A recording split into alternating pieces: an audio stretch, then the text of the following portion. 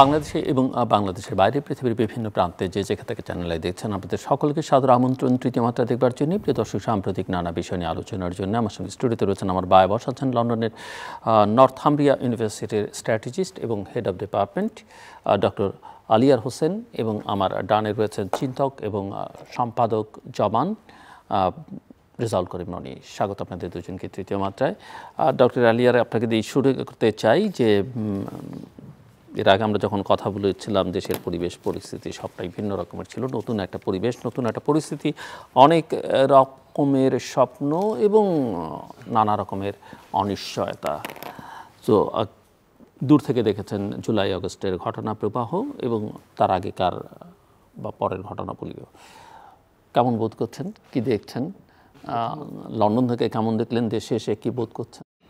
প্রথমত আমি কিছু বলার আগে ধন্যবাদ জানাই ছাত্র সমাজ যারা এটাকে সমন্বয় করেছে, এবং ডাইরেক্টলি এবং ইনডাইরেক্টলি বিভিন্ন প্যারেন্টস, বিভিন্ন স্টেক হোল্ডার, এবং ইনফ্যাক্ট আপনাদের মতো অনেক মিডিয়াও যারা যতটুকু পেরেছে তাদেরকে সাহায্য সহযোগিতা করেছে during this turmoil of the Bangladesh, এবং একটা অপারেশন রিজাইম বা অপ্রেসড রিজাইম থেকে দেশকে মুক্ত করে আজকে আমাদের এখানে স্বাধীনভাবে কথা বলার সুযোগ করে দিয়েছে। তো আমি I really feel very good, and I would like to express my gratitude to them, and I'm honored to be here, and I really thank them from the deepest part of my heart. তারপরে যেটা দেখেছি, হ্যাঁ, obviously জুলাইতে যখন তারা প্রথমে আন্দোলন শুরু করে, যখন ছাত্রদের উপর অন্যায় অত্যাচার এবং পুলিশি নির্যাতন যাকে বলে যখন করেছে, উই কুডন্ট অ্যাকসেপ্ট ইট। আমরা যারা প্রবাসে ছিলাম, আমি জানি আমার মতো অনেকেই, আমরা সোশ্যাল মিডিয়াতে ফ্যামিলি সহ, উই অনেস্টলি স্পিকিং, আমরা যখন এগুলো ভিডিওগুলো দেখতাম বা ফেসবুকে এই ধরনের ছবি টবি দেখতাম, ইট ওয়াজ রিয়েলি হার্ট ব্রোকেন যে এটা কীভাবে সম্ভব যে একটা দেশে ছাত্রদেরকে এভাবে মারা হচ্ছে, হত্যা করা হচ্ছে। তো ওইটা খুব হার্ট ব্রোকেন ছিল। আর তারপরে হচ্ছে তারা যেভাবে মুভমেন্টটা করছে, দ্যাট ওয়াজ অ্যামেজিং, যেটা বাংলাদেশের ইতিহাসে কোনো রাজনৈতিক দল এই 15-17 বছরে আমি যদি বলি করতে পারে নাই, তারা এক মাসে করেছে। Yes, there could be some other elements, যে এটা প্ল্যাটফর্ম হয়তো কিছুটা হলেও অপোজিশন বিভিন্ন রাজনৈতিক দল কোনো না কোনোভাবে বিভিন্ন সময় কন্ট্রিবিউশন করেছে, but 1 month plan and they did it. They removed an oppressed leader, an oppressed political leader, unelected prime minister. That was amazing. Another one was আমাদের পুলিশ প্রশাসন এবং যারা পাবলিক অ্যাডমিনিস্ট্রেশনে ছিল, এটা দেখেও আমরা খুব কি বলে যে আমরা খুব আপসেট ছিলাম যে একটা দেশে পলিটিক্যাল লিডারশিপে ক্রাইসিস থাকতেই পারে। সেখানে বিশেষ করে আমাদের মতো দেশগুলোতে, যেহেতু শেখ হাসিনা গত কয়েক টার্মেই তিনি ইলেক্টেড ছিলেন না, তো তার কাছ থেকে আমরা আসলে এথিক্যাল কিছু বা রেশনাল কিছু পেতে পারি না। অন এ সেপারেট নোট, তার লিডারশিপটাও ছিল অনেকটা অটোক্রেটিক। তো একজন অটোক্রেটিক লিডারের কাছে আমরা তো তেমন কিছু সুফল আশা করতে পারি না। কিন্তু তার এই অটোক্রেসি যে এক্সট্রিম লেভেলে চলে গেছে, আমি মনে করি যে এই দায়ভার পুলিশ প্রশাসন, যেটা recruited by and managed by the Awami League political party, but they shouldn't do it. Even আমরা আরও বিভিন্ন ডিপার্টমেন্টাল অ্যাডমিনিস্ট্রেটিভ ডিপার্টমেন্টকে দেখেছি যে তারা ডাইরেক্টলি ইনডাইরেক্টলি সরকারি দলকে সাপোর্ট করেছে, অ্যাকোমোডেট করেছে এই পরিমাণ করাপশন হওয়ার জন্য। That was pretty strange. এটা পৃথিবীর আর কোথাও হবে না। একটা political leader, she can make a mistakes, she can do wrong things, but there are people, how could তার আরও অন্যান্য পলিটিক্যাল লিডার যারা মিনিস্ট্রিতে ছিল বা যারা ডিপার্টমেন্টে ছিল, ইভেন ইউনিভার্সিটি ভাইস চ্যান্সেলর, তারা পর্যন্ত তার কথা শুনতেছে। আর আরেকটা জিনিস আমি বলতে চাই, যখন শেখ হাসিনা যে স্টেটমেন্ট, তার যে মেইন স্টেটমেন্টের কারণে রাজাকার নিয়ে যে ওটা আমি প্রলং করবো না because we know it, but তার ওই যে স্টেটমেন্ট, তার ওই যে অ্যাটিটিউড, এবং স্টুডেন্টরা তো একটা রাইট ক্লেম নিয়ে আসছিল যে job should be based on talent, not by political influence or quota. It is rational thinking. Any developed country, আমরা যদি আমাদের দেশের 2030 এজেন্ডার দিকেও তাকাতে চাই বা সাস্টেনেবল ডেভেলপমেন্ট গোল চিন্তা করি, এগুলো আসতেই হবে। তো তাদের এটা একটা ভেরি ভ্যালিড পয়েন্ট ছিল। তো সেখানে শেখ হাসিনা কেন ইন্টারফেয়ার করবে? তার মানে হচ্ছে যে আমাদের শিক্ষা ব্যবস্থাটা পুরোটাই ব্রোকেন ছিল, যেখানে ইউনিভার্সিটি ভাইস চ্যান্সেলররা জানে না কীভাবে স্টুডেন্টদের সাথে ডিল করতে হবে, কীভাবে বসতে হবে। সেখানে কোনো স্টাফ স্টুডেন্ট কনসালটেটিভ মিটিং ছিল না। That was very shocking, and some of this professors were highly educated and they had degree from international countries as well, reputed university থেকে ছিল। তো আমার রিয়েলি প্রশ্ন জাগে যে এরা আসলে সত্যিকার অর্থে এরা কোথা থেকে পড়াশোনা করছে, কি করছে, তাদের এতটুকু ম্যানেজমেন্ট স্কিলস নাই যে একটা স্টুডেন্ট মুভমেন্ট কিভাবে ম্যানেজ করবে বা তাদের কথা শুনে তাদের কিভাবে একটা সলিউশন দিবে। তো এই ব্যাপারগুলি তো আসলে very heart broken and very unrealistic. তারপরে পুলিশরা যেভাবে কাজ করেছে এটা কিভাবে সম্ভব যে আমাদের দেশে পুলিশ, আমরা ট্যাক্স পে করি and that police is killing my brother, that police is killing my sister, they are openly shooting. One good things in this sense আমি বলতে চাচ্ছি, Bangladesh student made an example and I want to be proud for that. I feel proud যখন আমরা internationally দেখেছি যে ইউনিভার্সিটিগুলোতে সবাই স্টুডেন্টরা এটাকে একটা পজিটিভ ইমপ্রেশন দিয়েছে to the student, how they did, what they did. So স্টুডেন্টদের এই যে একটা মুভমেন্ট, এটা ইন্টারন্যাশনালি বাংলাদেশের ইমেজকে একটা পজিটিভ, যদিও আমরা অপ্রেসড কান্ট্রি রিজাইন ছিলাম, এত অ্যাডমিনিস্ট্রেটিভ লুপহোল ছিল, কিন্তু এটা একটা গুড এক্সাম্পল ক্রিয়েট করেছে যে Bangladeshi student they knows what to do, they are the future. So this replica has an impacted even international countries and student in various ways. ধন্যবাদ। আমি আবার আসবো আপনার কাছে। রনি, আপনার কাছ থেকে একটু বুঝতে চাইবো যে ডক্টর আলিয়ার যেটা ব্যাখ্যা করলেন, কোন পরিস্থিতিতে আমরা ছিলাম, সেখান থেকে উত্তরণটা কেন জরুরি ছিল এবং সেটা সম্ভব হয়েছে অনেক ত্যাগের বিনিময়ে, এবং এর জন্য নিঃসন্দেহে আন্দোলনের সামনে যারা ছিলেন, নেতৃত্ব যারা দিয়েছেন এবং সাধারণ ছাত্র জনতা সবাই ধন্যবাদ আবার যোগ, এবং সবাই মিলেই সেটা হয়তো সম্ভব করেছে। কিন্তু এখন প্রশ্ন হচ্ছে যে এর পরের যে ধাপে আমরা আসলাম, সেই ধাপটা রাইট ট্র্যাকে আছে কি না, সেটা একটু আমি আপনার কাছ থেকে বুঝতে চাই। ধন্যবাদ। কারণ নানা রকমের কথাবার্তা, নানা রকমের চিত্র দৃশ্য, নানা রকমের ইন্টেলেকচুয়াল এক্সারসাইজ আর ডিরেকশন, এক একজনের এক এক রকম এক এক দিকে যাচ্ছে, সেসব মিলিয়ে যেটা প্রফেসর মোহাম্মদ ইউনূস 8 তারিখে প্যারিস থেকে সেই এয়ারপোর্টে নেমেই বলেছিলেন যে বিজয় যেন হাতছাড়া না হয়ে যায়। ধন্যবাদ আমার সহ আলোচক ভাইকে এবং তৃতীয় মাত্রার অগণিত দর্শক শ্রোতা যারা যেখান থেকে অনুষ্ঠান দেখছেন, সবাইকে আমার সালাম এবং শুভেচ্ছা।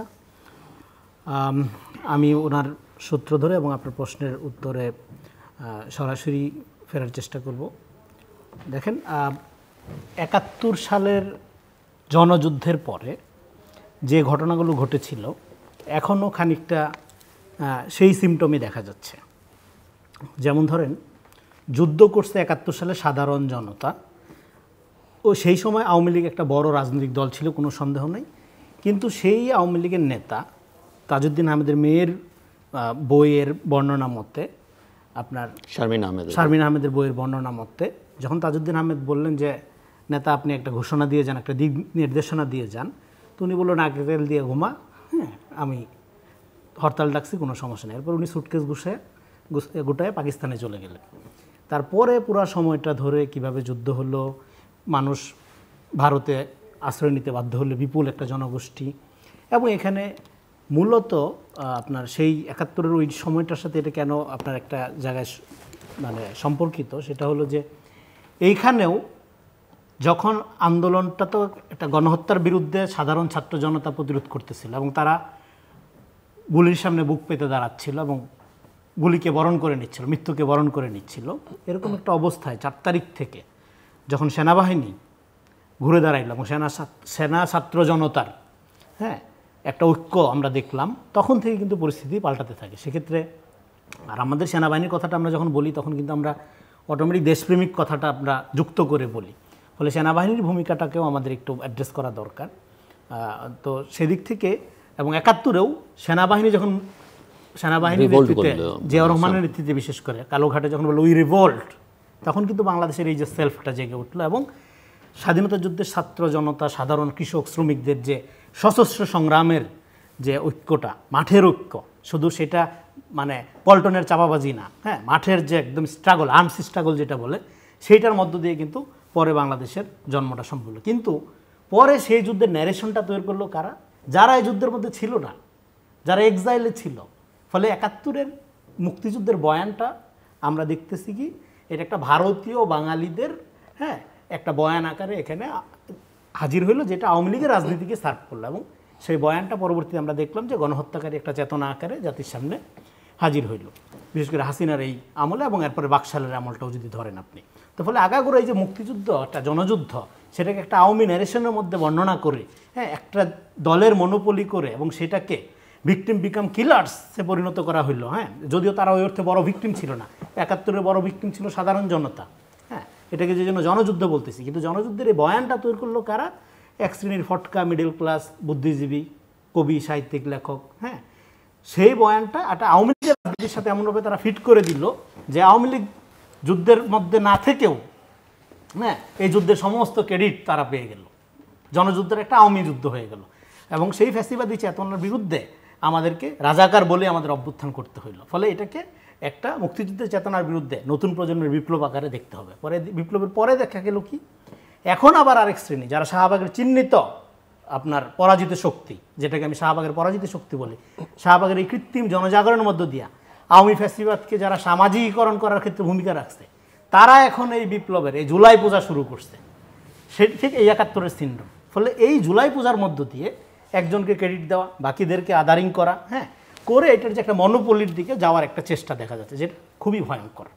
ফলে সেক্ষেত্রে এই আন্দোলনের অর্জন, এই যে ঐক্য, আমরা জানি গণ অভ্যুত্থান মানেই হলো মানে একটা জনগোষ্ঠীর অভূতপূর্ব ঐক্যের ফলাফল হলো গণ অভ্যুত্থান, মানে প্রাথমিক ফলাফল।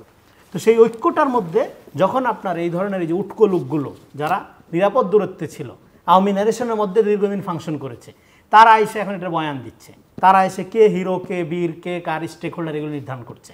আমি এর আগের শোতেও বলে গেছি, এই আন্দোলনের ইউনিক দিক হলো এটার সাবজেক্ট হলো প্লুরাল, এটার কর্তাসত্তা, এইটার কর্তাসত্তা হলো সমষ্টি, সমস্ত জনতার ঐক্যবদ্ধ প্রচেষ্টার ফল হলো এটা।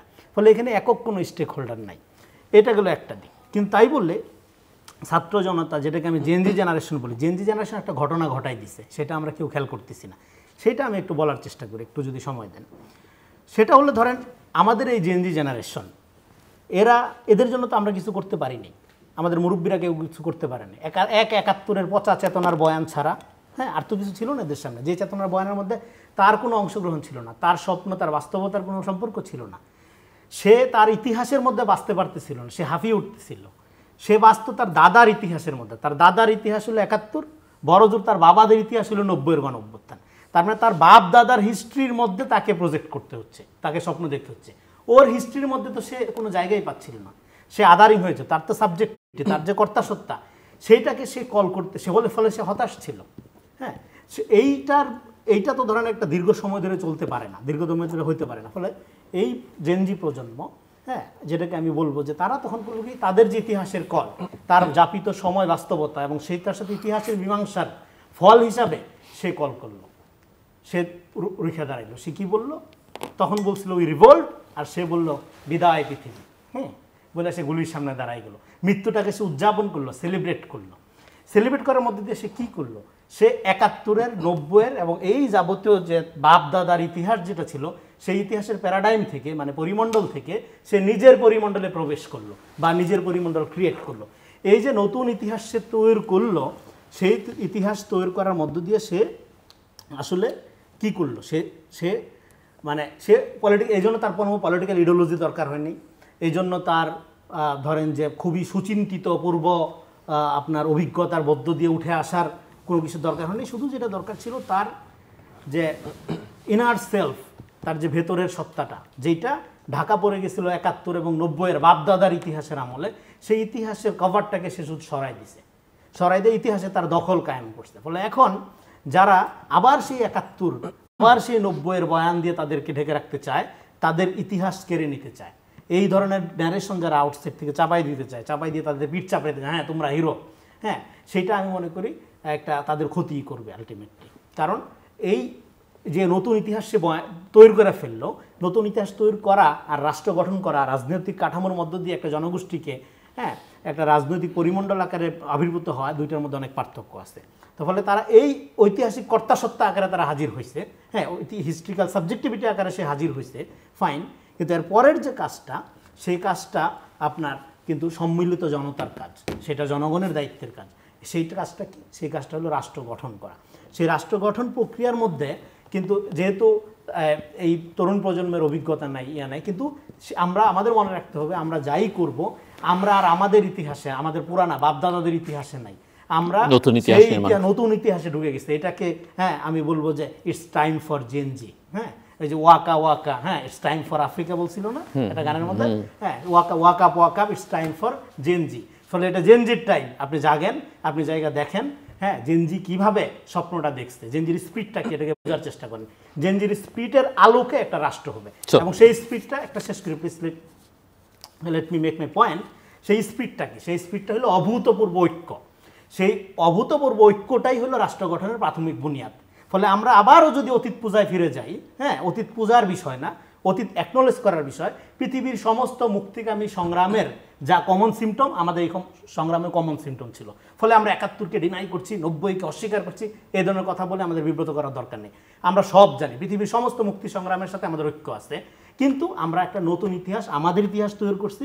দয়া করে আপনাদের যে ফেল্ড ইতিহাস, যেই আপনার একে বলে যে এম্পায়ার অফ, আমি যেটা আগে বলছিলাম এম্পায়ার অফ ফলস, এই মিথ্যার যে কারসাজি, মিথ্যার যে সাম্রাজ্যের মধ্যে আপনারা আমাদের আটকায় রাখছিলেন এবং সেই মুক্তিযুদ্ধের চেতনাকে গণহত্যাকারী চেতনা হিসাবে আমাদের উপর চাপাই দিয়েছিলেন, সেখান থেকে বের হয়ে আমরা একটা এই যে জেনজির একটা আমরা ইতিহাস তৈরি করছি ২৪, যার রেফারেন্স পয়েন্ট, সেই রেফারেন্স পয়েন্টের আলোকে নতুন রাষ্ট্র তৈরি হবে। এবং সেই আপনার প্রশ্ন যদি ফিরি, সেই নতুন রাষ্ট্র তৈরি করার জন্য অবশ্যই নতুন সংবিধান লাগবে, এবং সেই সংবিধান, সেই সাংবিধানিক রাজনীতিকে আপনি এক কথায় বলতে পারেন জেনজি সংবিধান হইতে হবে। এটা সো ডক্টর আলিয়ার হোসেন, আপনি শুনছিলেন আকাঙ্ক্ষার একটা দিক এবং কিছুটা বা ক্রিটিক্যালও ছিলেন রেজাউল করিম রনি। সো নতুন সংবিধান, নতুন রাষ্ট্র, নতুন চিন্তা না সংস্কার, কি আশা করেন আপনি এই অন্তর্বর্তীকালীন সরকারের কাছে? প্রথম যে জিনিসটা আমি আশা করি, বা আমরা যারা প্রফেশনাল একাডেমিক্স বা যারা, এবং একই সঙ্গে একটু বুঝতেও চাইবো যে কি আশা করেন এবং কি দেখছেন আসলে। এই একটা জিনিস হচ্ছে কি, তারা আমাদের যে ক্রাইসিসটা ছিল, we were oppressed and we could not speak up, আমরা শেয়ার করতে পারতাম না। একটা পলিটিক্যাল ইনফ্লুয়েন্স ছিল, ফ্যামিলি ইনফ্লুয়েন্স ছিল, পলিটিক্যাল ফ্যামিলি, এবং অটোক্রেটিক লিডারশিপ ইনফ্লুয়েন্স। এগুলো যখন একটা কান্ট্রি বা একটা অর্গানাইজেশনে হয়, তখন ইনোভেশন হয় না। তখন ওই জায়গাতে, ওই দেশে, ওই অর্গানাইজেশনে কেউ ইনোভেটিভলি চিন্তা করতে পারবে না, ক্রিয়েটিভলি চিন্তা করতে পারবে না। তো এই জিনিসটা যখন আমরা ব্রেক করছি, ফার্স্ট থিংস আমরা যেটা চাবো সেটা হচ্ছে কি, একটা প্লেইং ফিল্ড ক্রিয়েট করতে হবে। বা এখন বর্তমানে অন্তর্বর্তী সরকার যারা আছেন, তারাও কিন্তু আসার আগে তাদের নিজেদেরও একটা আকাঙ্ক্ষা ছিল, we want to speak freely, we want to share our ideas and ideologies freely, we don't want to be afraid of anyone. I can sit down with you, just আমি মনে করি যেমন আপনার সাথে আমি, you can have a positions in the অন্তর্বর্তী সরকার, let's put it in this way, যে next 3 months এর মধ্যে আপনার একটা পজিশন হতে পারে, I know you, you know me. এখন আপনি আমার সাথে যোগাযোগ করলে I should have the guts and I should have the opportunity, যে আমি আপনার যে কোনো কিছু যদি মনে করি it's not feasible বা লজিক্যাল, বা আমার কাছে যদি একটা বেটার আইডিওলজি থাকে, আমি এটা ওপেনলি শেয়ার করতে চাইবো। এবং এই ওপেননেস এবং এই একটা প্ল্যাটফর্ম আমাদের ক্রিয়েট করতে হবে। Similar to me as well, যে I could have something, but again আমাকে হয়তো একটা পজিশন দেওয়া হলো, president this, which I don't know, I don't want, because আমি ইংল্যান্ডে থাকি। বাট কোয়েশ্চেন হচ্ছে তখন আপনার সাথে আমার হতে পারে, বাট আমি একাডেমিক্যালি হয়তো সাউন্ড বা অনেক কিছু, আপনি বলতে পারেন যে না, দিস ইজ রং। তো আমাদের এই ওপেননেসটা থাকতে হবে, এটা একটা ফিল্ড ক্রিয়েট করতে হবে, যেটাকে আমরা বলতে পারি ক্রিটিক্যাল ফ্রেন্ডস। যে অন্তর্বর্তী সরকার যারাই আছে, they have achieved something, but they have gone through the process, they deserve some rewards, but this doesn't mean যে তারা যখন যেটা যা বলবে তাই ঠিক। এবং আমি খেয়াল করেছি যে প্রায় সময় হঠাৎ করে আপনি যে কথাটা বললেন, a group of people, bad friends will always try to influence you in a wrong route. হ্যাঁ, তো তখন আমি যদি রং রুটে থাকি, আমাকে কিন্তু আমার ব্যাড ফ্রেন্ডটাই এসে আমার পিঠে চাপড় দিয়ে বলবে, নো আলিয়ার, you are doing the right things, go head, carry on. কিন্তু একটা গুড ফ্রেন্ডস বলবে যে না, তুমি এটা এইভাবে না, do it in that way. One thing I should indicate, এবং আমরা বুঝতে চেষ্টা করব শেখ হাসিনার ফলের মূল কারণটা কি। আমাদের কিন্তু রুট লেভেলে কিছু অ্যানালাইসিসও করতে হবে, যদিও শেখ হাসিনা পড়ে গেছে, but this is very essential. We must do a critical analysis, why Sheikh Hasina fail, why her government fail. এটা কেন করব, এটা তুলে ধরবো, যাতে আগামীতে যে সরকারই আসুক তারা যাতে বুঝতে পারে যে শেখ হাসিনার এই কাজগুলো we should not repeat. Sheikh হাসিনার একটা বিগ প্রবলেম ছিল, she always think about what he does is right.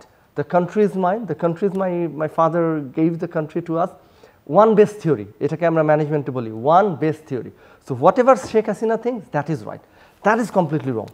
এই একটা পার্সপেক্টিভ বা প্যারাডাইমস থেকে যারা অন্তর্বর্তী সরকার বা আগামী দিনেও যারা রাষ্ট্র পরিচালনায় আসবে তাদেরকে বের হয়ে যেতে হবে।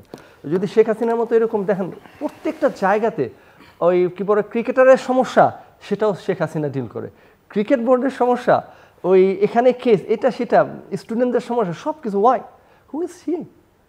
কেন সে এইভাবে ডিল করবে? তো তার মধ্যে এই যে একটা অটোক্রেটিক পার্সোনালিটি গ্রো করছে লাস্ট 15 ইয়ার্সে, এবং তার রিজাইমে আরও যারা ছিল সাবঅর্ডিনেট তাদের মধ্যে আলটিমেটলি যখন সিনিয়র লিডারশিপে এরকম একটা অটোক্রেসি চলে আসে, তখনই কিন্তু পুলক টুলক ওবায়দুল কাদের বা অন্যান্য যারা ছিল, ওই যে আরেকজন একাডেমিকও ছিল গুলশানে রিসেন্টলি হিরো আলমের সাথে যে কম্পিট করে উইথ আরাফাত সাহেব, এরাও যে ধরনের কথাবার্তা ভেরি অটোক্রেট, মানে I was surprised the way he was talking. I mean it's shocking যে একজন একাডেমিক কীভাবে এই ধরনের কথা বলে, এটা তো একাডেমিক প্রিন্সিপালস বা ইন্টিগ্রিটিতে যায় না। হ্যাঁ, তো এই একটা প্ল্যাটফর্ম বা এই একটা ওপেননেস আমাদের ক্রিয়েট করতে হবে, একটা স্পেস দিতে হবে যেখানে এসে মানুষ কথা বলতে পারবে। কথা বলতে পারি নাই বলেই কিন্তু এই আন্দোলন হয়েছে, বা এই ছাত্র জনতা এই 30 দিনের মধ্যে এরকম একটা রিভলিউশনস এবং এরকম একটা উইন তারা করতে পারছে। তো এই একটা জিনিস আমরা সবাই এক্সপেক্ট করি তারা করবে। আরেকটা হচ্ছে ম্যানেজমেন্ট পার্সপেক্টিভ, এই যে ওয়ান বেস থিওরি প্লাস বিভিন্ন জায়গায় যে অ্যাপয়েন্টমেন্ট করার ব্যাপারে যে একটা সবসময় একটা লবি ছিল, আওয়ামী লীগ গভর্নমেন্ট এরকম একটা ট্রেডিশন তৈরি করে গেছে। It's really shocking for Bangladesh যে এখন কিন্তু আপনি চাইলেও লোকজন রিশাফল করতে পারবেন না, কারণ এমন কোনো ডিপার্টমেন্টের এমন কোনো লেয়ার নাই যেখানে আওয়ামী লীগের পলিটিসাইজড রিক্রুটমেন্ট হয় নাই। তো এখন আপনি যদি দুইটা ডিপার্টমেন্ট কিন্তু রুট লেভেলে যদি আমরা চিন্তা করি, দুইটা department played very vital role for any development of a country. ওইটা হচ্ছে ভেরিয়াস মিনিস্ট্রি ডিপার্টমেন্ট, যেটা সেক্রেটারিয়েট আমরা বলি, তারা, আরেকটা হচ্ছে পুলিশ ডিপার্টমেন্ট। কারণ পুলিশ দেখেন, আমি চিন্তা করতেছি ওই দিন যে আমি নিজেও এলাকাতে ডিসির সাথে ওই দিন কথা বলছি, আপনারা এটা কী করতেছেন যে ট্রাফিকের জন্য কোথাও যাওয়া যায় না। আমি আজকে নিজেও আধা ঘন্টা আগে আসি ট্রাফিকের ভয়, I can't utilize my time, and I am sure you have the similar opportunity যে ছেলে মেয়েকে ফ্যামিলি মেম্বারদের দেখি স্কুলে দেওয়া, হসপিটালে যাওয়া আসে, everything is a complex situation. আমি যখন কথা বললাম উনি আমাকে বললো যে পুলিশের মোরাল ভেঙে গেছে, পুলিশরা আসতে চাচ্ছে না, পুলিশরা সেফ এক্সিট নিতে চাচ্ছে, তারা অসুস্থ দেখাচ্ছে, আমাদের হিউজ শর্টেজেস অফ পুলিশ। এখন কোয়েশ্চেন হচ্ছে এটা কীভাবে ফিল করবে, এটা তো ইন্টারিম গভর্নমেন্টের পক্ষে ফিল করাও ভেরি ডিফিকাল্ট। তারপরে তারা যে ওইখানে পুলিশ বিভিন্ন ডিপার্টমেন্ট থেকে লেয়ার চেঞ্জ করে ম্যানেজ করতে দিবে সেটাও তো পারবে না, কারণ যদি আওয়ামী মাইন্ডসেট থাকে তখন তারা এসেও এখানে কমপ্লেক্স সিচুয়েশন ক্রিয়েট করবে। I even spoke with some traffic police as well, যখন ট্রাফিকে বসে থাকেন বলছি, নেমে গিয়ে কথা বলছি যে আপনার এরকম কেন, আপনার তো এখানে থাকার কথা, আপনি কি, and I took the photo as well, আর traffic police simply standing and not doing anything. আমি বললাম আপনি এটা কী করতেছেন, এটা আপনার বিবেকে বাঁধে না? কয় না, কী করবো, আমি একা, কয় জ্যাম লাগছে পেছন থেকে, আমি এখানে কি করব, সামনেও লোক নাই, আপনি আমার জায়গায় এসে করেন। তো আমি ওনার সাথে কথা না বেড়ে, তো এটা বোঝা যায় যে তারা কাজ করতে চাচ্ছে না।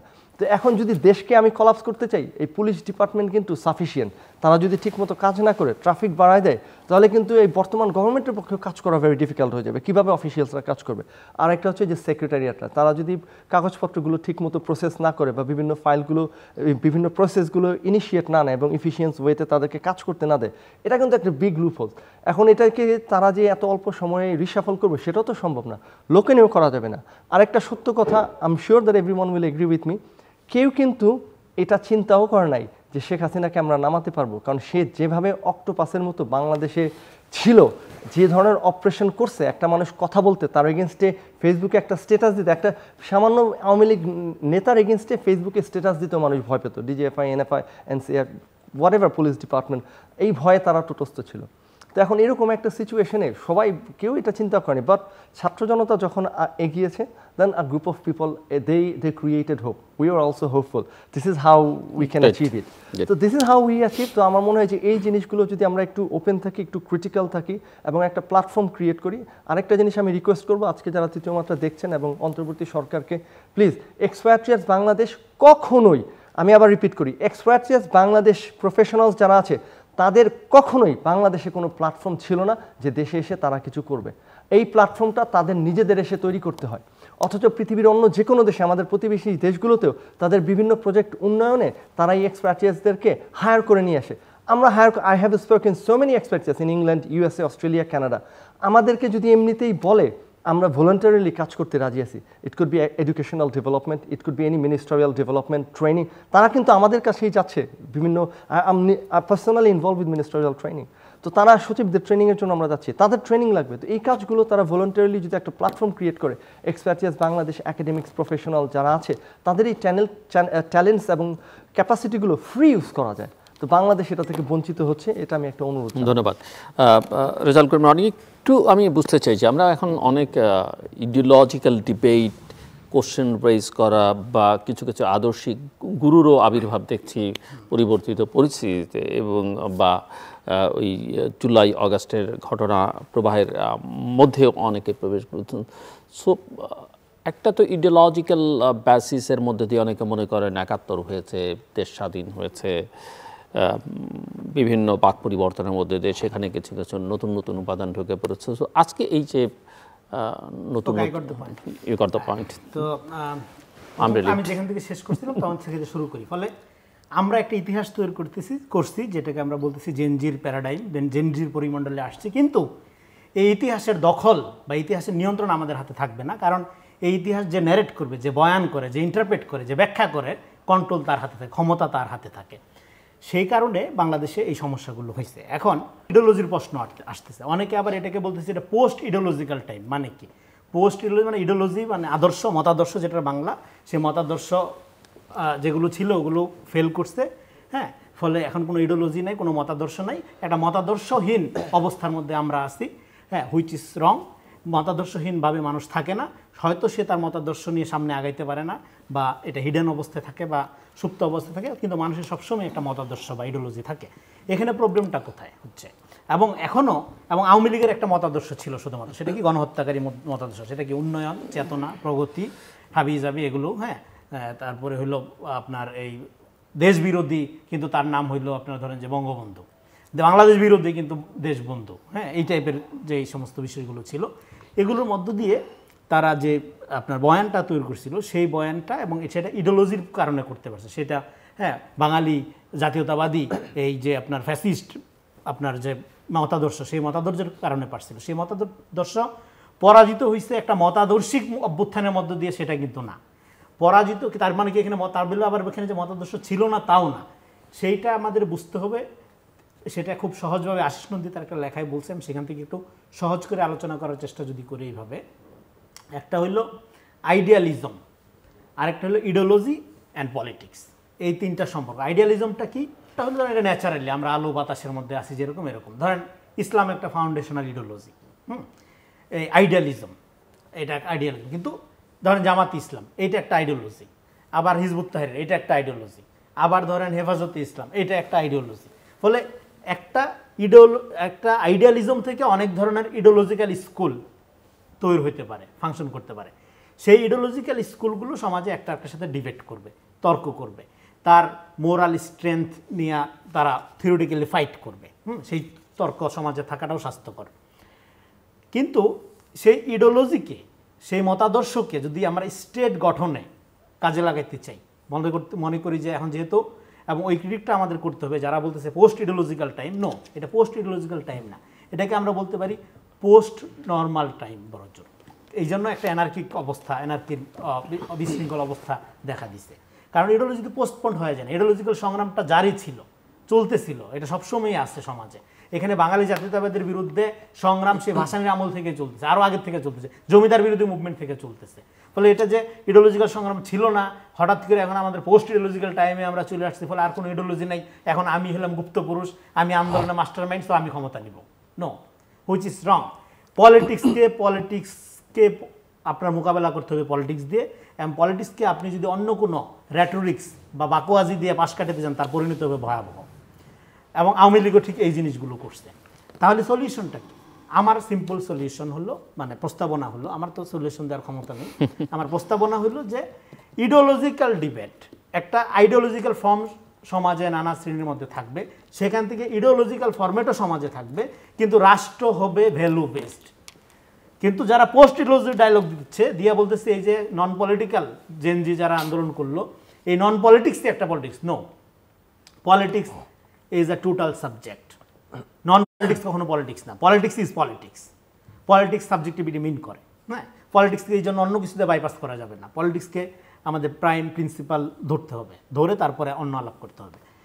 ফলে যারা পোস্ট ইডিওলজি কথা বলে তারপরে এই যে নন পলিটিক্যাল আপনার যারা আন্দোলন করলো, হ্যাঁ, এই যে নতুন জেনারেশন, এইটাই রাষ্ট্র, এদের উইলি আপনার আগামী দিন ইয়ে হবে। নো, তাদের উইল ডেফিনেটলি হবে, সেটা আমি বললাম জেনজি সংবিধানে, কিন্তু কাদের নিয়ে হবে? সমস্ত স্টেক হোল্ডারকে নিয়ে হবে।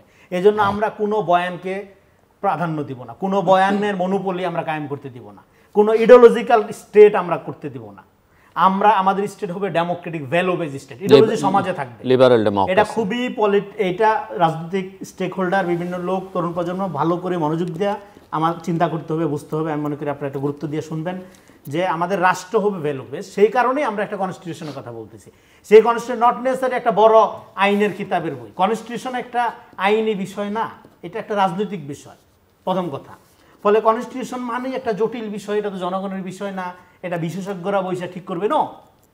কনস্টিটিউশনের সমস্ত আকাঙ্ক্ষা কি চাই আমরা, এটা এখন পরিষ্কার, এটা সবাই আমরা জানি। এটা একজন কৃষক থেকে শুরু করে একজন পিএইচডি হোল্ডার, হ্যাঁ, হার্ভার্ড বিজ্ঞানী, সবাই জানে এটা কি চাই। জুলাইয়ের 5 আগস্টের যে ঐক্য, বৈষম্যের বিরুদ্ধে যে অভ্যুত্থান, সেইটার একটা রাষ্ট্রীয় প্রকাশ আমরা চাই, এই তো আমাদের আকাঙ্ক্ষা এক বাক্যে। তো সেটা করা তো খুব সহজ। সেটা আপনি ভ্যালু বেসড একটা স্টেট করবেন। সে ভ্যালুটা কি? Democratic values. সেই জন্য একটা সংবিধান আমাদের লাগবে, হ্যাঁ। এবং আমাদের এই যারা অন্যান্য ইতিহাসের দোহাই দিয়ে আমাদেরকে দূরে রাখতে চাচ্ছে, আমরা অতীতের সমস্ত গৌরবকে স্বীকার করি, সম্মান দিই, সেই গৌরবের ধারাবাহিকতাই আমাদের সমাজ। কিন্তু ইতিহাসের প্যারাডাইম শিফট, মানে পাটাতন পরিবর্তন বলে একটা শব্দ আছে, কথা আছে, সেই প্যারাডাইম শিফট হয়ে গেছে। এখন আমরা জেনজি প্যারাডাইমে ঢুকে গেছি ভাই। ফলে আপনি আমার আর 71, 90, হ্যাঁ, এই ধরনের ইতিহাসের মধ্যে আপনি আমাকে প্রজেক্ট করলে আমার বুঝবেন না। যে কারণে পলিটিক্যাল পার্টিসগুলো কিন্তু হিমশিম খাচ্ছে। পলিটিক্যাল পার্টিগুলোর জন্য পলিটিক্স করা ডিফিকাল্ট হয়ে গেছে। কারণ কি? সেই স্ট্রাকচার আর ওয়ার্ক করতেছে না। 71, 90 স্ট্রাকচার আর ওয়ার্ক করতেছে না। এই অভ্যুত্থানটা, এটা আমি এর আগেও বলছি, এইটা ভার্চুয়াল সোসাইটির একটা মুভমেন্ট, রিয়েল সোসাইটিতে ঘটে গেছে। ফলে যারা ঘটাইছে ও জানে না কি করছে ও, কারণ ও তো এই জেনজি যে শুধুমাত্র আপলিটিক্যাল তা না, ও তো নন পার্টিজান, ওর তো পলিটিক্স নাই, কিন্তু সে বিপ্লব তো, মানে সে তো অভ্যুত্থান করে দিচ্ছে, সে তো ফ্যাসিবাদের পতন ঘটাই দিছে। কিন্তু সে তো একা ঘটায়নি, 15 বছর ধরে এই আয়োজন চলতেছিল। এখানে শত শত বিএনপি জামাতের কর্মী, বিরোধী দলের কর্মী নির্যাতিত হয়েছে, গুমের শিকার হয়েছে, অকথ্য অমানবিক জীবন তারা যাপন করছে, হ্যাঁ। ফলে আমরা সিঙ্গেল মনোপলি যেন কাউকে করতে না দিই। এখানে কোনো গুপ্ত পুরুষ ছিল না, এখানে কোনো মাস্টার মাইন্ড ছিল না, মাস্টার মাইন্ড সবাই। যেমন বিকল্প আমি আপনি সবাই হয়ে উঠছিলাম, হ্যাঁ, সেরকম মাস্টার মাইন্ডও আমরা সবাই স্টেক হোল্ডার। যদি আমরা সিঙ্গেল আউট করে কারো কোনো গুপ্ত পুরুষের, কোনো মাস্টার মাইন্ডের এই কাল্ট ফিগারগিরি করতে যাই, এটা একটা আওয়ামী প্রবণতা, এটা আওয়ামী ফ্যাসিবাদের দিকে আবার, বা কোনো লেবাসধারী, হ্যাঁ, কিনা লেবাসধারী, হ্যাঁ। ফলে আবার আপনার ওই যার জীবনে ধরেন ইনসাফের লেশ মাত্র নাই, হ্যাঁ, সে দাবি করতেছে আমি ইনসাফ কায়েম করবো, ইনসাফ পার্টি করবো, এই ধরনের টাউটদের খপ্পরে পড়া যাবে না, হ্যাঁ। ফলে আমাদের ট্রান্সপারেন্ট থাকতে হবে। সলিডারিটি, মানে আপনার এই সলিডারিটি সলিড হতে হবে, এটা লোক দেখানো হলে হবে না, হ্যাঁ। সেদিক থেকে আমি মনে করি আমাদের সামনে একটা সুবর্ণ সুযোগ আসছে, এই যে কালেকটিভ স্পিরিট, হ্যাঁ। এখন এটা শেষ করে একটু বলে যে তাহলে বলতেছে তাহলে কিভাবে রাষ্ট্রটা হবে? 5 তারিখে যেভাবে হয়েছে ওইটাই রাষ্ট্র। ওই স্পিরিট, কালেকটিভ স্পিরিটটা, উইলটাই সংবিধানে আপনাকে পোর্ট্রেট করতে হবে। সেটার জন্য 200 পাতার ডাউস কিতাব লেখার দরকার নেই, এটা 16-17 পাতা হইলে হইতে পারে। আর সাংবিধানিক প্রসেস, আইনসভা, কারণ সংবিধান এটা চিরায়ত কোনো গ্রন্থ না, হ্যাঁ, এটা চিরস্থায়ী বন্দোবস্ত না। 4 বছর পরে দেখা যাবে রিয়েলিটি চেঞ্জ হয়ে গেছে।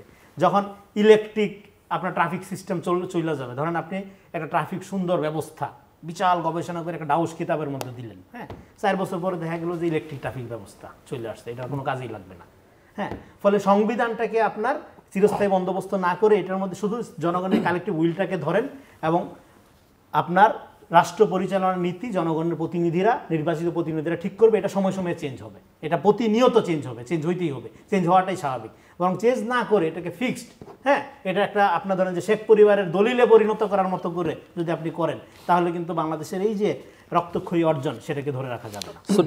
ডক্টর আলিয়ার, আপনি কি মনে করেন যে আসলে এখন এই যে ইন্টেরিয়াম গভর্নমেন্টের, তাদের আসলে ফোকাসটা কী হওয়া উচিত? তাদের তাদের জন্য ম্যান্ডেটটা কি, আসলে তাদের এজেন্ডা কী হওয়া উচিত? প্রথমত একটা জিনিস, যে যাই বলুক আমাদের মানতে হবে এবং বুঝতে হবে যে তারা সাডেনলি এই জিনিসটা হয়েছে, তারা একটা বিগ অ্যাচিভমেন্ট করেছে, যেটা আমাদের সবার আকাঙ্ক্ষা ছিল। না, কারা? এই ছাত্র সমাজ, ছাত্র জনতা। আমি বলছি আবার না না ইন্টারিম গভর্নমেন্ট তো না, মানে ছাত্র জনতা যে ইন্টারিম গভর্নমেন্টটা ফর্ম করেছে, ইন্টারিম গভর্নমেন্টের হাতে কিন্তু কোনো ক্ষমতা নেই, তাকে কিছু দায়িত্ব দিয়েছে, ক্ষমতা এখন আমাদের হাতে। হ্যাঁ, কিন্তু তারা যদি মনে করে ক্ষমতা, একটু শেষ করি সরি, তারা যদি মনে করে ক্ষমতা তাদের হাতে চলে আসে তাহলে কিন্তু বড় ভুল করবে। এটা শেখ মুজিব মনে করছিল বিমান থেকে নাইমে, যে সে দাবি মামার দাবি বাড়ির আবদার নিয়ে আসছে, আমি কিন্তু রাষ্ট্রপতি হব না। এটা এমন হইলো যে আপনারা ধরেন যে কি বলবো, যে হ্যাঁ ছোটবেলার খেলনার মতো, আমি ওসি সাজবো তুই চোর সাজবো। না, আমি যেটা বলতে চাচ্ছি কি, ম্যানেজমেন্ট করতে গেলে কিছুটা তো ফ্রিডম দিতেও হবে। এখন দায়িত্ব দিতে, ফুল দায়িত্ব ওইটাই আমি বলতে চাচ্ছি যে তাদের যে কিন্তু কালেক্টিভ উইলটা, এক্স্যাক্টলি, হ্যাঁ, যে it is a collective will, it is a collective process. কিন্তু আমি যেটা বলতে চাচ্ছি সেটা হচ্ছে যে চেঞ্জ ম্যানেজমেন্ট, এটা একটা চেঞ্জ ম্যানেজমেন্ট। সাডেনলি তারা একটা very complex situation go through করেছে। দেশে অনৈতিকতা, দেশের bad governance, poor political economy, অনেক ঝামেলা ছিল। তার মধ্যে আমরা জানি যে আওয়ামী লীগ কীভাবে তাদের লোকজন প্রত্যেকটা ডিপার্টমেন্টে ছিল। এটাও কিন্তু সিম্পলি যদি বসে চিন্তা করেন, it's a huge barriers for the current interim government আর কি, যে তারা যে কাজ করবে এবং ছাত্র জনতা যে কাজ করবে, এটা তাদের জন্য একটা হিউজ প্রেশার এবং ব্যারিয়ার। এখন এটা কিন্তু তারা ইমিডিয়েটলি করতে পারবে না, অ্যাটলিস্ট 2-3 মাস সময় লাগবে। এখানে মেকানিজমেরও ব্যাপার আছে। এবং এটা অনেকটা বলতে গেলে কি, সত্যি কথা কি, তারা এমন একটা কঠিন কাজ করতেছে যে কারণে যারা পলিটিক্যাল অ্যানালিস্ট বা বড় বড় দলগুলোর যারা আছে তারা কিন্তু হাসতেছে, কারণ তারা নিজেরাও চাচ্ছে যে এই ট্রামলটা, এই জিনিসটা তোমরা ম্যানেজ করো, কারণ পরে যখন আমরা একসাথে আসবো একসাথে কাজ করবো। এটা ট্রু ফ্যাক্ট, কারণ আমরা বাড়ি থেকে এটা বুঝতে পারি। কারণ এই যে একটা কমপ্লেক্স সিচুয়েশন তারা গো থ্রু করতেছে, যারা আছে ছাত্র জনতা থেকে সমন্বয়কারী এবং যারা আছে, it's a complex situation. I can fully understand from a management consultant point of view যে এটা গো থ্রু করা, ঘুম টুম হারাম, খাওয়া দাওয়া ঘুম টুম, ইটস ভেরি কমপ্লেক্স সিচুয়েশন। তো এখন তাদের, আপনি যে ইসের কথা বললেন যে আমাদের আসলে কোন দিকে ধাবিত হচ্ছি, বা দেশের আইনের শাসন বা এগুলোর একটা নীতি নির্ধারণ করা, ওইটা করতে গেলে কিন্তু এটা ট্রু যে কোনো দেশেই কিন্তু তার স্টেবল একটা পলিসি থাকতে পারে না, কারণ এটা ন্যাচারাল। হ্যাঁ, আমাদের দেশে এই কথাটা বললে ঝামেলা হয়ে যায় কি, যে আসবে সে তার, যেহেতু আমাদের দেশে পলিটিক্সগুলো একটু বড় দলগুলো এবং অনেকটা পলিটিক্যাল ফ্যামিলি ইনফ্লুয়েন্স, তারা এসে ওই যে হাসিনা যেমন করছিল তার ফ্যামিলির সেফটি সিকিউরিটির জন্য আইন করছে, এটা তো হতে পারে না। বাইরে কিন্তু কখন এটা করবে না। যেটা আমি করতে পারি, হ্যাঁ, ডেটা প্রোটেকশনের একটা অ্যাক্ট, ফ্রিডম অফ অ্যাক্ট, এগুলো চেঞ্জ হতে পারে সময়ের প্রয়োজনে। আপনি যে কথাটা বললেন, এক্স্যাক্টলি, সেগুলি সংবিধানের বিষয় এবং এগুলি যুগোপযোগী পরিবর্তন আনতে হবে। সেই ক্ষেত্রে এই সংবিধানের সাথে যারা জড়িত থাকবে তাদের সেই গাটস, অনেস্টি এবং ইন্টিগ্রিটি থাকতে হবে যে I will not be politicize, no political influence should work on me or influence me to serve them, but to serve the country. এটা কমিটমেন্ট দিয়ে যদি আমরা সংবিধানটা সংশোধন পরিমার্জন করতে পারি তাহলে, এবং দুইটা জিনিস আমাদের আনতেই হবে। আমি জানি জিল্লুর ভাই এটা নিয়ে অনেক কাজ করে, গুড গভর্নেন্স। আমাদের দেশে কিন্তু সবচেয়ে বড় রুট লেভেলের একটা সমস্যা হচ্ছে গুড গভর্নেন্সটা নাই। যদি গুড গভর্নেন্সের রিসার্চ এবং ইন্ডিপেন্ডেন্ট ইনস্টিটিউশনগুলো আমাদের দেশে কাজ করতে পারে না, যে কোনো ইন্ডিপেন্ডেন্ট রিসার্চ ইনস্টিটিউশন বাইরে আপনি দেখেন যে গভর্নমেন্ট যখন কোনো পলিসি করে তখন কিন্তু স্টেক হোল্ডার ইউনিভার্সিটি এবং ইন্ডিপেন্ডেন্ট ইনস্টিটিউশনগুলো এটাকে ঢালাওভাবে ক্রিটিসাইজ করে, ক্রিটিক্যাল অ্যানালিসিস করে। When I say critical analysis, I mean যে এটার ভালো দিক তুলে ধরে এবং এটা খারাপ দিক তুলে ধরে। যখন 2-3টা স্টেক হোল্ডার এটার একটা ক্রিটিক্যাল ইভ্যালুয়েশন দিবে তখন কিন্তু আপনি অটোমেটিক্যালি পেয়ে যাবেন what are the best options, তখন আপনি ওই বেস্ট অপশনগুলো অ্যাপ্লাই করবেন। এরকম একটা কালচার বিল্ড করতে হবে। তো তারা যদি এই কাজটা করে যেতে পারে, Bangladesh will be in the safe journey for the development. তা না হলে, এবং এটা খুব ইজি কাজ না, যে কাজ বিভিন্ন দল বিভিন্ন সময় করতে পারে নাই, স্বাধীনতার পরে কেউ করতে পারে নাই, সেটা আমরা যদি তাদের কাছে হঠাৎ করে 2-3 মাসে বলে দেই, এটাও তাদের জন্য difficult. But what they are doing the good approach is, এই প্রত্যেকটা স্টেক হোল্ডার এবং অন্যান্য রাজনৈতিক দলও, তারা যেভাবে বড় দলগুলো যারা আছে তাদের সাথে I think regular consultation is necessary. তাদের সাথে একসাথে কনসালটেশন করে বসে কাজ করলে আই থিঙ্ক আপনি যে কথাটা বললেন যে ইটস এ কালেকটিভ অ্যাপ্রোচ, এটা হতে পারে তাদের কন্ট্রিবিউশন এবং হতে পারে না, that is true, they made huge contribution যেটা আগে অনেকে করতে পারেনি, but that should not take them in a different route. যে এখানে একটা বড় ইস্যুজ আছে, মানে আপনার এই আলোচনা একটা কনফিউশন তৈরি হতে পারে। এই সরকারটা গঠিত হয়েছে, মানে সরকারে যারা আছেন তারা অবশ্যই নিঃসন্দেহে ছাত্র জনতা তাদেরকে, as professor Mohammad Yunus said that, তারা ছাত্ররা তাদেরকে নিয়োগ দিয়েছে, সেটা উনি ঠিক যৌক্তিকভাবে বলেছেন কি বলেছেন না সেই বিতর্কে আমরা না যাই, যে বা এটা কতটা রেশনাল এই কথাটা। বাট কোশ্চেন ইজ, এরা যারা দায়িত্ব পেয়েছেন, এরা যে এই ইতিহাসটা তৈরি করেছেন, যে ইতিহাসের কথা রনি বলেছে, আর সেটা কি বলা যাবে যে এরা তো আসলে ইতিহাসের হয়তো কেউ কেউ কখনো কখনো অংশ নিয়েছেন, কিন্তু ইতিহাস তো ছাত্র জনতা সবাই মিলে, যেটা সবাই মিলে করেছে। রেজাউল করিম মনি বলছেন, আপনি আমি উনি সামনে যে বসে আছেন সবাই মিলে। না, আই এগ্রি, মেবি আমি ওইটা ওইভাবে বলতে পারি। মানে এটা যদি হতো যে ঠিক আছে তখন বলো যে ছাত্র জনতা করেছে, ছাত্ররা যারা ছিল সমন্বয় একটা সবাই এসে বসে গেছে রাষ্ট্র পরিচালনায়, তারাই অ্যাডভাইজার, চিফ অ্যাডভাইজার, দেন এটা আপনি বলতে পারতেন। হ্যাঁ, অনেকে বিপ্লব বলে, আমরা হয়তো অনেকে আবার বিপ্লব মানতে রাজি না, এটা গণ অভ্যুত্থান বলতে চাই। সো একাডেমিক ডিবেট, সেটা বিপ্লব হলে বিপ্লবী সরকার থাকতে হবে, এটা তো সেই বিপ্লবী সরকার নয়। এবং তাদের অনেকে পুরো প্রসেসের মধ্যে 16 ইয়ার্সেও কেউ ছিলেন না ধারে কাছে। না, এই ক্ষেত্রে এটার জন্য আমি বললাম যে গুড গভর্নেন্সের যে একটা অ্যাপ্রোচ, এবং they also need a bit of capacity building, training and things. তাদেরকে কিন্তু এখন এই জায়গাটাতেও একটু কাজ করতে হবে, যে তারা যদি কন্টিনিউয়াস প্রসেসে গো থ্রু করতে চায়, ডেভেলপমেন্টের দিকে কাজ করতে চায়, সেই ক্ষেত্রে তাদেরও এখন মানে আনফর্চুনেটলি যেখানে আমাদের দেশের ছাত্র সমাজের হওয়ার কথা ছিল রিসার্চ করা বা একটা নতুন ইনোভেশন করা, সেগুলো না করে আজকে তাদেরকে রাষ্ট্র সংস্কারের জন্য এবং রাষ্ট্রের ফ্রিডমের জন্য কাজ করতে হচ্ছে। জি, আপনি কি আর কিছু যোগ করতে চান, অ্যাড করতে চান ক্লোজিং রিমার্কস হিসেবে? আমি ক্লোজিং রিমার্কসে যেটা বলবো যে তাদের এই ডেভেলপমেন্টের সাথে এখন দেশকে যদি আমরা সত্যিকার অর্থে একটা সুন্দর এন্ডিংয়ের জন্য নিয়ে যেতে চাই, এবং আগামী দিনগুলোতে যাতে এরকম একটা সিচুয়েশন ক্রিয়েট হয় সেখানে কোনো একক রাজনৈতিক দলের ইনফ্লুয়েন্স থাকবে না, একটা অ্যাপ্রোপ্রিয়েট ডেমোক্রেসিক অ্যাপ্রোচ থাকবে, সেখানে সব দল সুন্দরভাবে রাজনৈতিক অঙ্গনে পরিচালনা এবং পরিবেশন করতে পারবে। অ্যাট দ্য সেম টাইম আমাদের দেশের আইনগুলো একটু রিফর্ম করা দরকার, যাতে করে কোনো আইনই কোনো রাজনৈতিক দল বা ব্যক্তির স্বার্থের জন্য কাজ না করে, rather than that it works for the development of the country, for the development of the people, for the development of democracy. ধন্যবাদ। দেখেন, আমার কাছে হলো বাংলাদেশ গঠন করা সব খুবই সহজ, আমার কাছে কোনো জটিল ব্যাপার নেই এখানে, খুবই সহজ। কেন? আপনার সামনে একটা উদাহরণ আছে, সেটা হলো আওয়ামী লীগ। আওয়ামী লীগ যা করছে তা না করলেই দেশ দাঁড়ায় যাবে। ফলে আমাদের দেশ গঠন করা খুবই সহজ। এখন মুশকিলটা হলো কোথায়? মুশকিলটা হলো এখন আওয়ামী লীগ নিয়েই তো সমস্যাটা হচ্ছে। একদল চাচ্ছে আওয়ামী লীগকে নিষিদ্ধ করা হোক, আরেক দল বলতেছে যে না, আমরা কোনো রাজনৈতিক দল নিষিদ্ধ করার পক্ষে না। কি সুন্দর কথা, তাই না? আওয়ামী লীগ কি রাজনৈতিক দল? এখন 5 তারিখের পরে একটা দুধের শিশুকে জিজ্ঞেস করেন তো, যে কথা বলতে পারে, বলবে গণহত্যাকারী দল। তাহলে এবার গণহত্যাকারী দল, গণহত্যাকারী ইডিওলজি, যেমন ধরেন একজন আওয়ামী লীগের কর্মী যে বন্দুক নিয়ে, হ্যাঁ, পুলিশ, ছাত্রলীগ, যুবলীগ, র্যাব সহ দাঁড়ায় গুলি করে মানুষ মারছে, আরেকজন এমনি বিশ্বাস করে যে শেখ মুজিব জাতির পিতা, শেখ হাসিনার চেয়ে ভালো মানুষ, পরহেজগার লোক আর দুনিয়াতে নাই, এইটাই তার মুক্তির একমাত্র আদর্শ। দুইজনের অপরাধ তো সমান না। কিন্তু এই যে কট্টর বিশ্বাসটা, এই মতাদর্শভিত্তিক রাজনীতি, এই ধরনের ভুল মতাদর্শভিত্তিক রাজনীতির, ফলস মতাদর্শভিত্তিক রাজনীতির সমস্যাটা কি সেটা বোঝা যাবে এখান থেকে। এই যে কট্টর বিশ্বাসটা, এই বিশ্বাসটাই কিন্তু এই অস্ত্রধারীকে কনফিডেন্ট যোগায়, শক্তি যোগায়। তাহলে আপনি ফৌজদারি অপরাধের বিচার করেন, এটা তো করতেই হবে আপনার, এটা তো মানে সবচেয়ে আপনার প্রাইম এবং প্রাইমারি টাস্ক, প্রাথমিক দায়িত্ব। কিন্তু অ্যাট দ্য সেম টাইম এই আদর্শটাই, হ্যাঁ, এই আদর্শটাই যে গণহত্যাকারী আদর্শ আকারে হাজির হইল, সেটাকে আপনি সমাজে তার নানা রকম স্টেকদের রাষ্ট্রে সমাজে নানাভাবে রেখে দিয়ে একটা জাতি আপনি গঠন করবেন, এটা কল্পনা না, এটা কষ্ট কল্পনা, তো এটা তো হইতে পারে না। তাহলে আপনার পদ্ধতি কী? এইটা হলো প্রথম সমস্যা আমাদের। ইভেন সংবিধান এই প্রশ্নগুলো আরও পরে আসবে। আগে এই আওয়ামী লীগরে আপনি কীভাবে ডিল করবেন, হ্যাঁ, সেটা শুধু রাজনৈতিক সংগঠন আকারে না, এই গণহত্যাকারী চেতনাটা যেটা বিশ্বাস করলো। এই জন্য believe in wrong thing more dangerous then believe in nothing. আপনি যদি একটা ভুল জিনিস, মিথ্যা জিনিস বিশ্বাস করেন, সেটা খুব বিপজ্জনক। এটা আপনি যদি কোনো কিছু বিশ্বাস নাও করেন সেটার চেয়ে।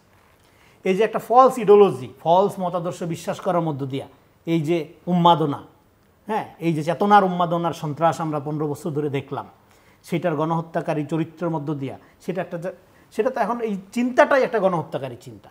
তাহলে কি জামাতকে এইভাবে আওয়ামী লীগ অভিযুক্ত করছে 15 বছরে, যে যুদ্ধ মানবতা বিরোধী অপরাধী, ফলে 15 বছর তারা দৌড়াই বেড়াইছে, হ্যাঁ, জামাত শিবির ট্যাগ দিয়ে যারে তারে পিটাইয়ে মারছে। তাহলে এখন কি আপনি সমাজে এই ফেনোমেনা জারি করবেন যে আওয়ামী লীগ ট্যাগ দিয়ে যারে তারে পিটাইয়ে মারবেন? তো তাই তো করবে, তো মারাটা তো অসঙ্গতও হবে না করতেছে, কারণ এই চিন্তাটাই তো গণহত্যার মদত দিচ্ছে, যেটা একটু আগে বললাম। তাহলে এর সলিউশনটা কীভাবে করবেন আপনি? এটার সলিউশনের জন্য প্রথম কথা হলো এই যে লাগামহীন মামলা টামলা, হ্যাঁ, আওয়ামী মডেল। আমি যেটা বললাম, দেশ গঠন করা খুব সহজ। আওয়ামী লীগ যা করছে আপনি তা করবেন না, পদে পদে আপনি আওয়ামী লীগের মাথায় রাখবেন। আওয়ামী লীগের সাংবিধানিক স্ট্রাকচার, এটা সাংবিধানিক ফ্যাসিবাদ, এটা বাদ দিবেন। আওয়ামী লীগ যেভাবে মামলা করছে, বিচার করছে, বিচারের নামে রাজনীতি করছে, আপনি এটা করবেন না। আওয়ামী লীগ যেভাবে অর্থনীতি খালি ডেটা মনের মাধুরী মিশিয়ে ডাটা উন্নয়ন দেখাইছে, আপনি এটা দেখাবেন না।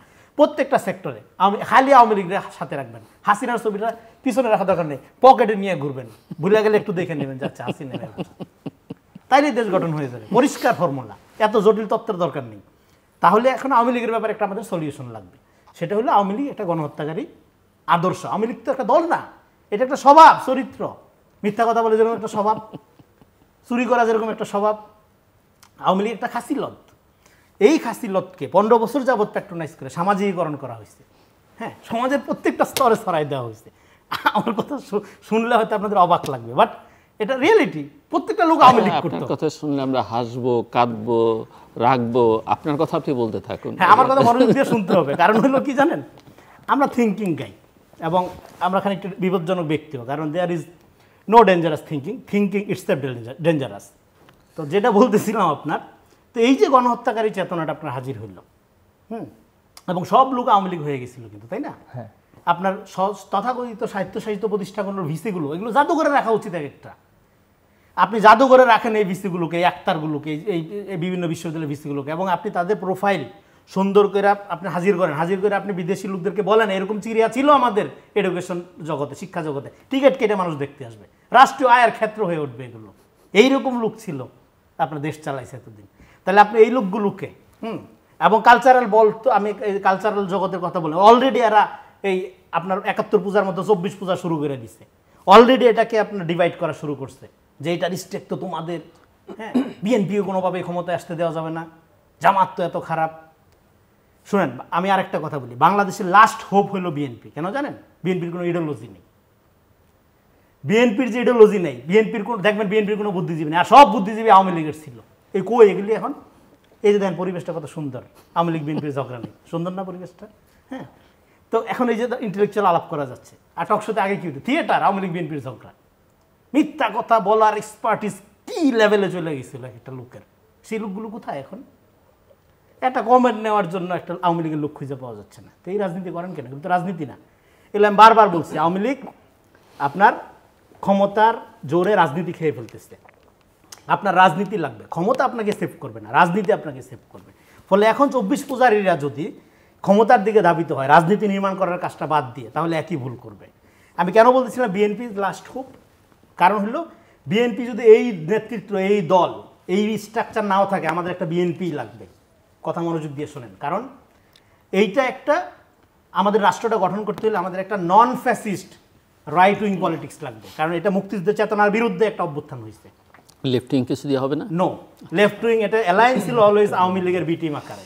আচ্ছা, এবং এটা ইসলাম বিদ্বেষী একই সাথে ছিল, এবং এটা জনগণ শাহবাগের মধ্য দিয়ে এটা পরিষ্কার হয়ে গেছে। এই থিসিস, এইটা আর বইলা লাভ নেই, এটা পরাজিত শক্তি। আপনি কি ধর্মভিত্তিক রাজনৈতিক শক্তি চাচ্ছেন? রাজনীতি অলওয়েজ একটা ধর্মীয় বিষয়। যারা ধর্মকে, রাজনীতিকে ধর্ম থেকে আলাদা করে, তারা না বুঝে রাজনীতি, না বুঝে ধর্ম।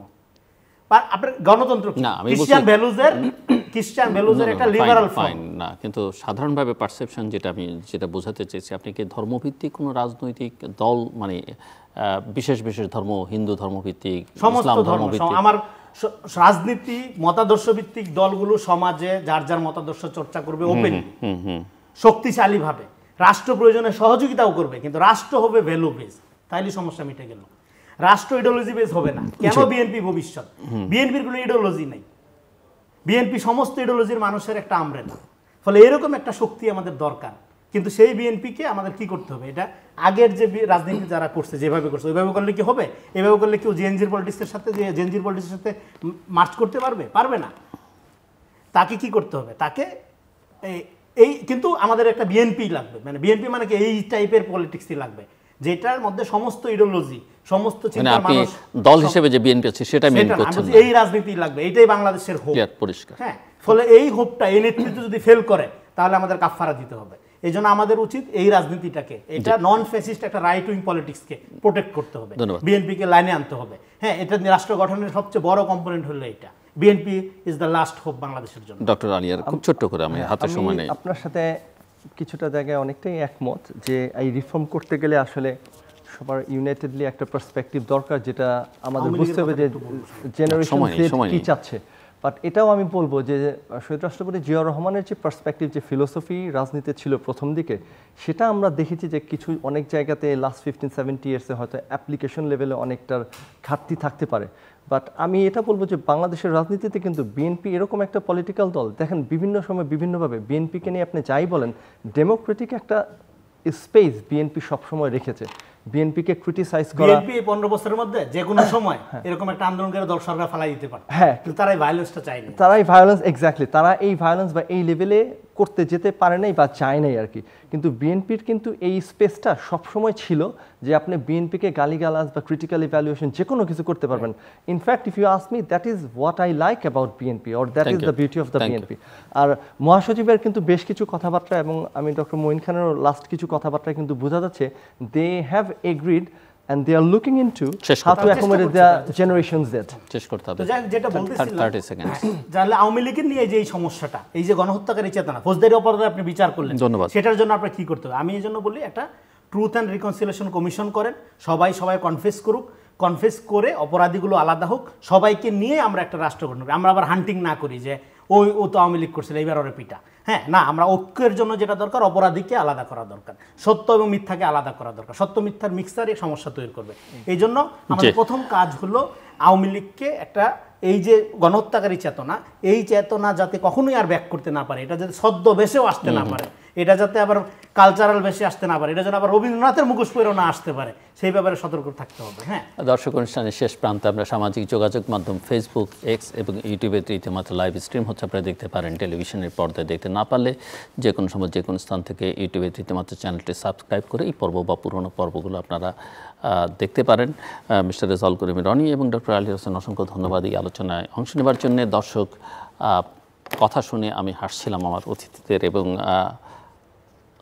শ্রোতা হিসেবে, দর্শক হিসেবে আমাদের হাসি আসতে পারে, কান্না আসতে পারে, রাগ থাকতে পারে, ক্ষোভ থাকতে পারে, সবই হতে পারে, কিন্তু কথাগুলো একেবারেই ফেলে দেবার মতো নয়। বাংলাদেশ আসলে যেটা জরুরি, রাষ্ট্র গঠন করা, এই আলোচনার মধ্যে এসছে, ইতিহাসের পাটাতনটা পরিবর্তন হয়ে গেছে, সেটা আমাদের মাথায় রাখতে হবে।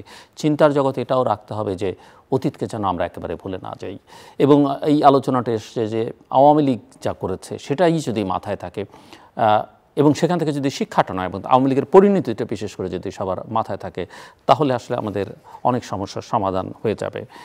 মূল কথা যেটা হচ্ছে যে পলিটিক্সকে পলিটিক্স দিয়ে মোকাবেলা করতে হবে, ক্ষমতা নয়, রাজনীতিটা থাকতে হবে যে কোনো দলের জন্য, বা যারা রাষ্ট্র ক্ষমতায় থাকবেন বা রাষ্ট্রীয় দায়িত্বে থাকবেন তাদের জন্য এটা জরুরি। এবং এই আলোচনার মধ্যে আমার এক অতিথি বলছিলেন যে আমাদের দেশের ভেতরে যারা আছেন, শুধু তারাই নয়, দেশের বাইরে যারা আছেন, এই ভূখণ্ডের মানুষ বা এখানে জন্ম নিয়েছেন বা যাদের স্বজনরা এখানে আছে, তাদেরকেও আমাদের এই পুরো রাজনৈতিক অর্থনৈতিক উন্নয়ন প্রক্রিয়ায় অন্তর্ভুক্ত করতে। এবং সব কথার মূল কথা, এখানে কী ধরনের রাজনীতি হবে, কী ধরনের কনস্টিটিউশন হবে, এটা অত বিতর্কের মধ্যে না গিয়েও আমরা একটাই নীতি হিসেবে গ্রহণ করতে পারি যে বাংলাদেশ একটা গণতান্ত্রিক বাংলাদেশ হবে, বাংলাদেশ একটা rule based, value based Bangladesh হবে, এবং সেখানেই সব সমস্যার সমাধান হবে। নতুন কনস্টিটিউশন হবে কি হবে না সেটাও জনগণই ডিসাইড করবে, তবে বাস্তবতা হচ্ছে যে নতুন সংবিধান বা সেটা নতুন করে লেখা, পুরনোটাকে একেবারে ছেড়ে মুছে বাদ দিয়ে নয়, সেখান থেকে যেটুকু ভালো আছে সেটুকু গ্রহণ করে, কিন্তু ওটার আসলে কোনো যে কনস্টিটিউশন আছে, আমরা যে স্বৈর শাসন দেখেছি, যে ফ্যাসিবাদী শাসন দেখেছি, সেটা আসলে ওই কনস্টিটিউশনই নিশ্চিত করেছে। সেটা যদি আমরা মাথায় রাখি তাহলে আসলে নতুন করে রচনা এর কোনো বিকল্প নেই। আমাদের সঙ্গে থাকবার জন্য অসংখ্য ধন্যবাদ, আপনাদের সবার জন্য শুভকামনা।